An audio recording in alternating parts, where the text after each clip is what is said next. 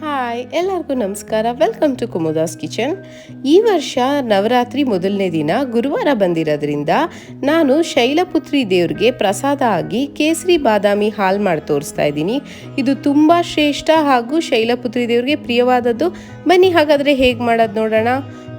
First ಒಂದು ಪಾತ್ರೆಗೆ ನೀರು ಕುಡಿಯೋ ಗ್ಲಾಸಲ್ಲಿ, ದೊಡ್ಡ ಗ್ಲಾಸಲ್ಲಿ 1.5 ಗ್ಲಾಸಷ್ಟು ಹಾಲು ಹಾಕ್ಕೊಂಡು ಕಾಯಕ್ಕೆ ಇಟ್ಕೊತಾ ಇದ್ದೀನಿ. ಇನ್ನೊಂದು ಕಡೆ 2-3 ಸ್ಪೂನ್ ಹಾಲಿಗೆ 25 ದಳಗಳಷ್ಟು ಕೇಸರಿ ಹಾಕಿಬಿಟ್ಟು ಒಂದು 10 ನಿಮಿಷ ನೆನೆಹಾಕೊಳ್ಳೋಣ. ಈಗ ಒಂದು ಮಿಕ್ಸಿ ಜಾರ್ಗೆ ನಾನು ಅರ್ಧ ಗಂಟೆ ಮುಂಚೆನೇ 20 ಬಾದಾಮಿ ಹಾಗೂ 10 ಗೋಡಂಬಿನ ನೆನೆಯಕ್ಕೆ ಇಟ್ಕೊಂಡಿದ್ದೆ. ಆ ನೆನೆಸಿರೋ ನೀರನ್ನ ಫಸ್ಟ್ ಚೆಲ್ಬಿಟ್ಟು ಬಾದಾಮಿ ಗೋಡಂಬಿನ ಮಿಕ್ಸಿ ಜಾರ್ಗೆ ಹಾಕ್ಕೊತಾ ಇದ್ದೀನಿ.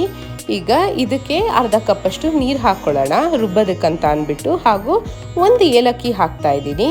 ಈಗ ಇದನ್ನು ಚೆನ್ನಾಗಿ ಎಷ್ಟು ನುಣ್ಣಗೆ ರುಬ್ತೀರಾ ಅಂದರೆ ನಮಗೆ ಹಾಲು ಬಂದಂಗೆ ಬರಬೇಕು. ಆ ಕನ್ಸಿಸ್ಟೆನ್ಸಿವರೆಗೂ ಚೆನ್ನಾಗಿ ರುಬ್ಬಿ. ಈಗ ಹಾಲು ಕಾಯ್ತಾ ಇದೆ ನೋಡಿ. ಇದಕ್ಕೆ 2-3 ಟೇಬಲ್ ಸ್ಪೂನ್ ಅಷ್ಟು ಸಕ್ಕರೆ ಹಾಕ್ಕೊಳ್ಳೋಣ.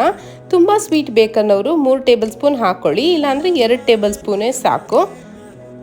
ಹಾಲು ಕುದೀತಾ ಇದೆ. ಇವಾಗ ಇದಕ್ಕೆ ರುಬ್ಬಿಟ್ಕೊಂಡಿರೋ ಅಂಥ ಪೇಸ್ಟ್ನ ಹಾಕ್ತಾ ಇದ್ದೀನಿ. ಇದಕ್ಕೆ ನೆನೆಸಿಟ್ಕೊಂಡಿರೋ ಅಂಥ ಕೇಸರಿ ಹಾಲನ್ನು ಹಾಕ್ತಾ ಇದ್ದೀನಿ. ನೋಡಿ, ಹಾಲು, ಬಾದಾಮಿ, ಕೇಸರಿ ಎಲ್ಲ ದೇವ್ರಿಗೆ ತುಂಬ ಪ್ರಿಯವಾದದ್ದು, ಹಾಗೆ ತುಂಬ ಶ್ರೇಷ್ಠವಾಗಿರುವಂಥ ಪದಾರ್ಥಗಳು. ಇದಕ್ಕೆ ಮಿಕ್ಸಿ ಜಾಲಿಸ್ಕೊಂಡು ಅರ್ಧ ಕಪ್ಪಷ್ಟು ನೀರು ಹಾಕ್ತಾ ಇದ್ದೀನಿ. ನೋಡಿ, 1 ಚಿಟಿಕೆ ಅಷ್ಟು ಕೇಸರಿ ಕಲರ್ ಅಂತ ಬರುತ್ತೆ ನೋಡಿ ಅಂಗಡೀಲಿ, ಅದನ್ನು ಹಾಕ್ತಾ ಇದ್ದೀನಿ. ಯೆಲ್ಲೋ ಕಲರ್ ಬರಲಿ ಅಂತ ಅಂದ್ಬಿಟ್ಟು ಅಷ್ಟೇ. ನೀವು ಬೇಕಾದರೆ ಬೇಡ ಅಂದರೆ ಸ್ಕಿಪ್ ಮಾಡ್ಬೋದು. ಇದನ್ನು ಚೆನ್ನಾಗಿ ಸಿಮ್ಮಲ್ಲಿ ಇಟ್ಬಿಟ್ಟು ಒಂದು 10 ನಿಮಿಷದವರೆಗೂ ಕುದಿಸ್ಬೇಕು. ಅವಾಗ ಹಾಲು ಗಟ್ಟಿಯಾಗಿ ತುಂಬ ಚೆನ್ನಾಗಿ ಬರುತ್ತೆ. ಇವಾಗ ಸ್ಟವ್ ಆಫ್ ಮಾಡಿಬಿಟ್ಟು ತಣ್ಣಗಾದರೂ ಮಾಡಿ, ಇಲ್ಲ ಬಿಸಿನೇ ಬೇಕಾದರೂ ಒಂದು ಗ್ಲಾಸ್ಗೆ ಹಾಕಿಬಿಟ್ಟು ದೇವ್ರಿಗೆ ನೈವೇದ್ಯವಾಗಿ ಇಡ್ಬೋದು. ತುಂಬ ಶ್ರೇಷ್ಠವಾದ ಪ್ರಸಾದ. ಯಾರಿಗೆ ಟೈಮ್ ಇರಲ್ಲ ಬಟ್ ದೇವ್ರು ಮಾಡಲೇಬೇಕು ಅನ್ನೋರು ತಕ್ಷಣ ಮಾಡ್ಕೊಬೋದು.